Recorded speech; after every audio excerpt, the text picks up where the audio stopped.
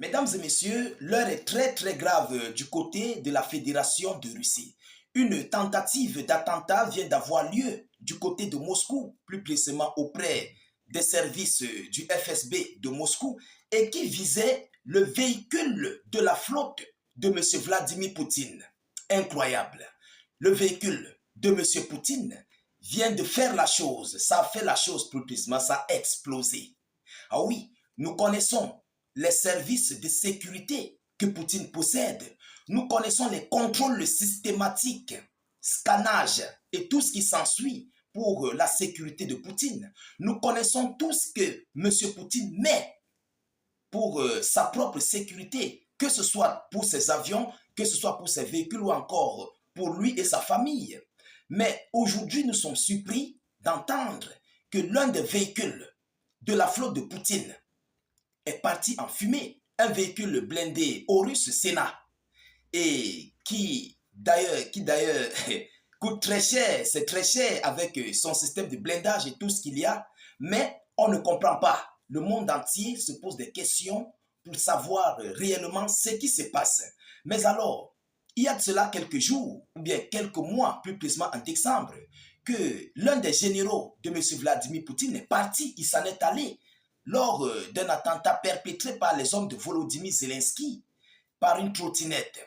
Aujourd'hui, c'est Vladimir Poutine qui est désormais sur la ligne de mire des Occidentaux de Volodymyr Zelensky. Alors, mesdames, mesdemoiselles et messieurs, qu'est-ce qui s'est réellement passé? Incessamment, Volodymyr Zelensky s'était rendu du côté de Paris. Lui-même a parlé de sa bouche. Il a dit un mot que beaucoup de gens ont ignoré. La chute de Poutine serait très brutale. Ceux qui ont vu ce mot, ou bien ceux qui ont vu cette vidéo, vous pouvez en témoigner en commentaire. Volodymyr Zelensky l'a dit. La chute de Poutine sera très brutale. Est-ce que c'est l'Ukraine qui est derrière? Est-ce que c'est Zelensky et ses alliés qui sont derrière? Alors, voyons voir ce que les médias locaux nous disent par rapport à ce qui vient de se passer du côté de Moscou, plus précisément auprès, donc tout proche des services du FSB. Partagez au maximum la vidéoconférence, mettez-la partout à travers le monde, sécurisez la vidéo avec un maximum de j'aime et mettez beaucoup de cœur. Si vous n'êtes pas encore abonné, abonnez-vous massivement à nos multiples pages Facebook et YouTube. N'hésitez pas, s'il vous plaît, de mettre vos avis en commentaire parce que ça joue. Nous aimerions bien vous lire. Alors, qu'est-ce qu'on nous dit? Une limousine de Poutine explose en plein Moscou. La panique s'empare au Kremlin. La panique s'empare au Kremlin. Alors, des vidéos circulant sur les réseaux sociaux montrant une voiture noire en proie aux flammes dans les rues de Moscou. Le véhicule était stationné à proximité du siège des services secrets russes et ferait partie de la flotte de M. Vladimir Poutine. Ah oui, ça faisait partie de la flotte. Donc lorsque Poutine se déplace, ce véhicule est toujours avec Vladimir Poutine dans son cortège. Poutine ne possède pas un véhicule, il ne possède pas deux, il a des séries de véhicules Horus Sénat. Il a des séries. Alors, mesdames et messieurs, qu'est-ce qu'on nous dit à la suite? Un Horus Sénat, une valeur de luxe estimée à plus de 300 millions de francs CFA, a explosé dans la capitale russe avant de s'emparer complètement. Le véhicule était stationné près du siège des services secrets russes. Pour l'instant, on ignore qui l'utilisait au moment de l'explosion. Donc, les services sont en train même de chercher comment faire pour avoir les identifications, bien ce qui s'est passé. Alors, mesdames et messieurs, selon le Bild, la limousine appartiendrait à la flotte officielle du président Vladimir Poutine. Il est donc probable que l'incident soit relié à une tentative d'attentat. L'incident soit relié à une tentative d'attentat. Cela veut dire quoi? Il s'agit de l'interne, à l'interne de la sécurité de Vladimir Poutine. Donc, que ce soit par ceux qui font l'entretien de ces véhicules, que ce soit ceux qui sont dans sa garde rapprochée, que ce soit ceux-là qui travaillent avec Vladimir Poutine, qui assurent sa sécurité, donc à l'interne même de la boîte. Chers dames, chers messieurs, on dit aucune information sur d'éventuels blessés n'a été communiquée. Aucune information d'éventuels blessés n'a été communiquée. Mais l'explosion aurait sémé la panique au Kremlin. Le gouvernement russe, déjà préoccupé par la menace d'attentat, serait en état d'alerte. Le gouvernement russe, donc l'administration de Poutine, est désormais en état d'alerte maximale. Alors, selon les informations, l'explosion s'est produite au niveau du moteur.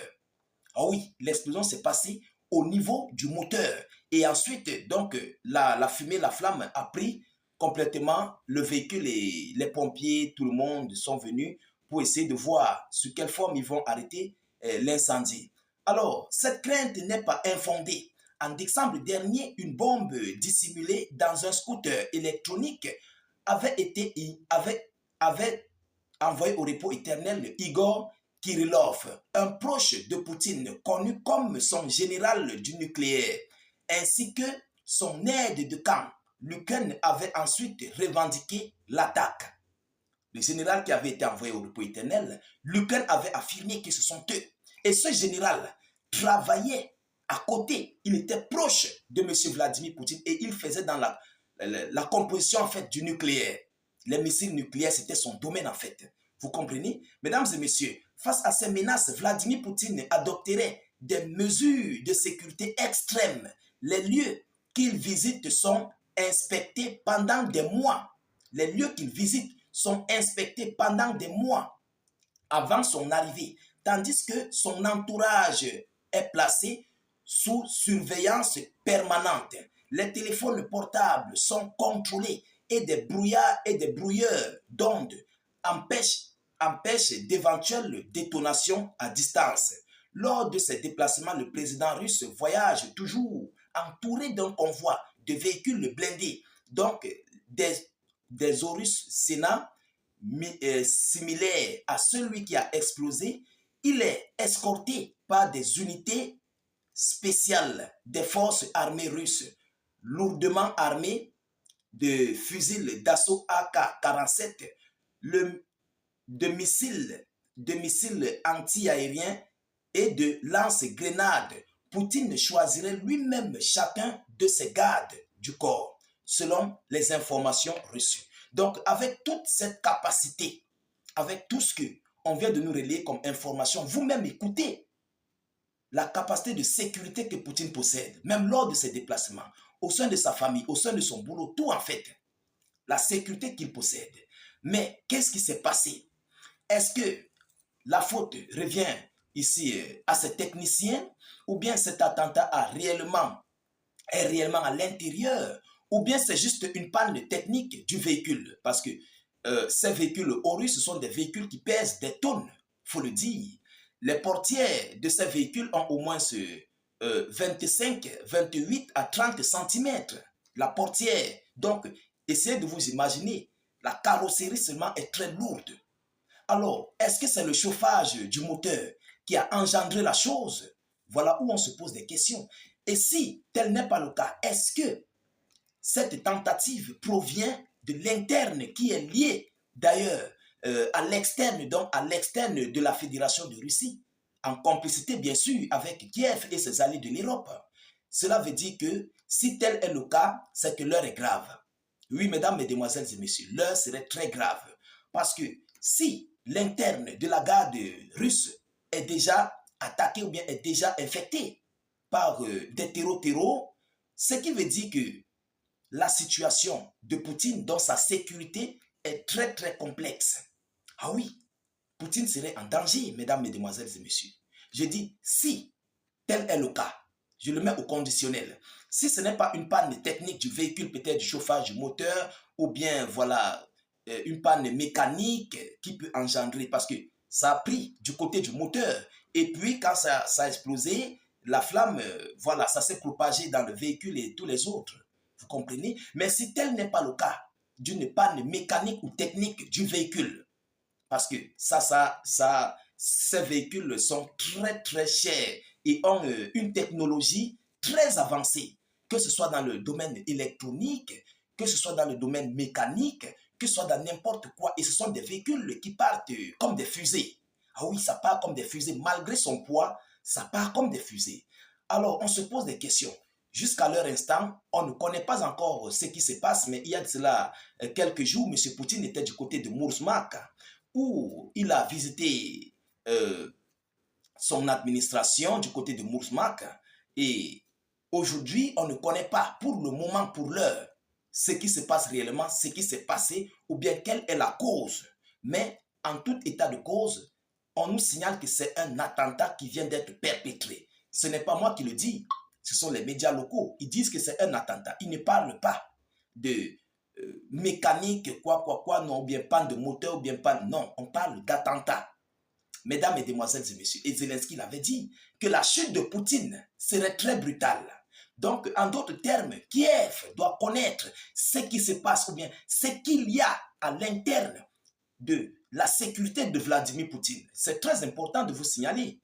Vous savez, on ne peut pas relayer toutes les informations au même moment, mais lorsque quelque chose agit, c'est là qu'on se rappelle de d'autres informations. Allez bien voir les vidéos de M. Zelensky, où il a prononcé la chute de Poutine serait très très fatale, très brutale. Allez même sur YouTube, frappez ça, vous allez voir. Ou bien sur Google, faites des recherches. On va vous donner cette vidéo, vous allez vous-même écouter. Vous comprenez, ce n'est pas moi qui le dis. Alors, nous continuons de suivre cette actualité le plus près que possible. Nous ne manquerons pas de vous tenir informés de la suite de ces hostilités ou bien de cette actualité du côté de Moscou, plus précisément concernant ce cas de l'explosion de ce véhicule Horus Sénat de M. Vladimir Poutine. Partagez au maximum la vidéoconférence, mettez-la partout à travers le monde, mettez beaucoup de j'aime et suffisamment de cœur. J'allais oublier, voilà, M. Poutine n'était pas dans le véhicule, j'ai oublié de vous le dire. M. Poutine n'était pas dans le véhicule, voilà, il n'était pas du tout dans le véhicule. On ne connaît pas ce qui s'est passé, hein. On ne sait réellement pas ce qui s'est passé. Donc, je vous reviens tout à l'heure pour une prochaine série d'actualités. Soyez encore salués une fois de plus. Ciao, ciao.